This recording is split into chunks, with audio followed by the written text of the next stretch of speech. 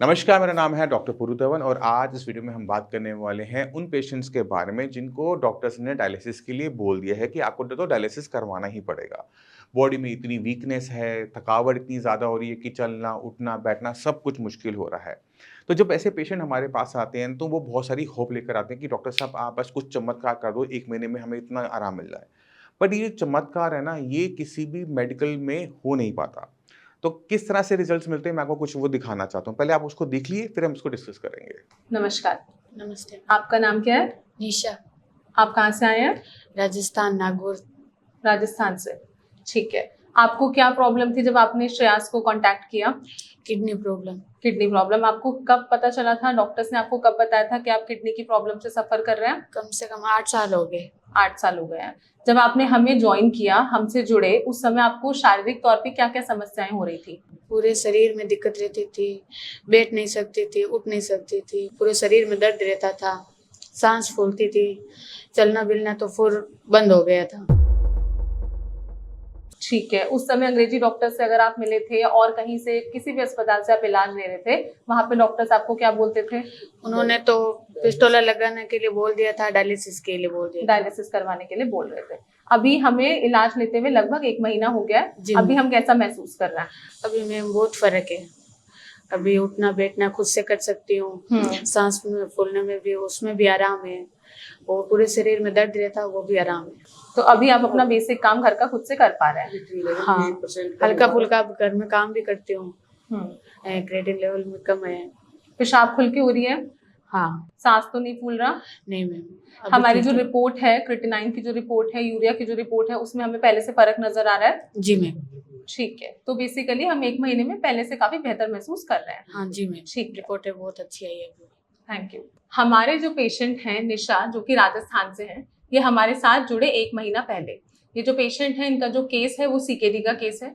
CKD में specifically एक disease होती है FSGS, जिसको हम बोलते हैं फोकल सेगमेंटल ग्लोमेरुलर स्क्लेरोसिस। इस बीमारी के अंदर किडनी के अंदर अलग अलग जगह यानी कि फोकाई की फॉर्म में किडनी जो है वो स्क्लेरोस्ड होने लगती है। ये प्रॉब्लम जनरली हमें हाई बीपी की वजह से देखने को मिलती है। अक्सर अगर कोई भी किडनी का मरीज है और उनके क्रिएटिनाइन के लेवल जब बढ़ने लगते हैं तो डॉक्टर्स उनको डायलिसिस सजेस्ट करते हैं। एक बार अगर हम डायलिसिस कराना शुरू कर दें तो वहां पे फिर पेशेंट का यूरिन आउटपुट बहुत कम हो जाता है, और एक बार अगर पेशाब होना कम हो जाए तो वहां पे पेशेंट को हमेशा ही डायलिसिस करवानी पड़ती है। हम जो यहाँ से इलाज देते हैं, श्रेयास में जो हम पेशेंट को ट्रीट करते हैं, तो हम अपनी पूरी कोशिश करते हैं कि पेशेंट को डायलिसिस ना करवानी पड़े। हम उस स्टेज को बहुत ज्यादा फार अवे पुश करने की कोशिश करते हैं ताकि पेशेंट लंबे समय तक सिर्फ दवाइयों के थ्रू ही जो उनका यूरिन है वो अच्छे से पास होता रहे, क्रिएटिनिन और यूरिया के वैल्यू पहले से डाउन आ जाए, और पेशेंट बिना डायलिसिस करवाए एक हेल्दी और फ्रूटफुल लाइफ लीड कर सके। हमने जब ट्रीटमेंट शुरू किया था तो हमारे पेशेंट का क्रिएटिनाइन था 5.5। अभी ट्रीटमेंट 1 महीना लेने के बाद पेशेंट का क्रिएटिनाइन आ गया है 4.6। वहीं पर जो यूरिया का वैल्यू था वो था हमारा 100 से ऊपर, अराउंड इट वाज 116। अभी हमारे पेशेंट का यूरिया 70s में आ गया है।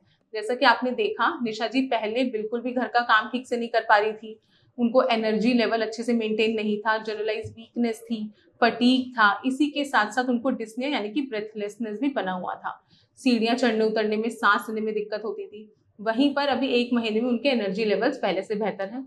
अभी हमें इलाज लेते हुए सिर्फ 1 महीना हुआ है और हम उम्मीद कर रहे हैं कि 1 महीने के बाद हम रिपोर्ट्स में और ज्यादा बेहतरी देखेंगे। तो आपने खुद देखा कि डॉक्टर प्रियंका ने अभी सिर्फ 1 महीना ट्रीटमेंट दिया है। 1 महीने ट्रीटमेंट के बाद हमें क्या रिजल्ट देखने को मिले कि पेशेंट में सिर्फ क्रिएटिनिन और यूरिया डाउन नहीं हुआ, यहाँ पर बॉडी के एनर्जी लेवल्स भी बदल गए।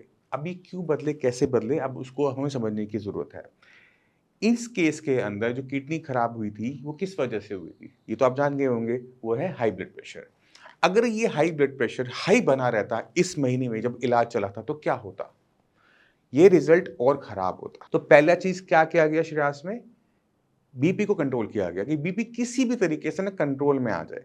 जब एक बार बीपी कंट्रोल में आ जाता है ना तो बॉडी के अंदर एक ऐसा एनवायरनमेंट बनना शुरू होता है जहां पर किडनी को अब और नया नुकसान नहीं हो रहा।